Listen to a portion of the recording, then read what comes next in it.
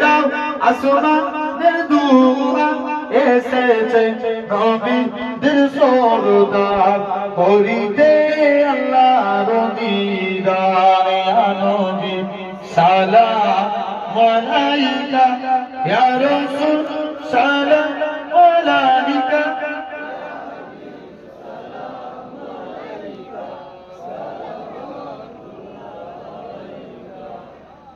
কঠিন হাসরের দিনে কি আছে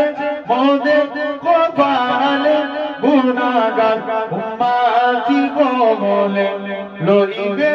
না পদ করে ইয়া নবী সালাম আলাইকা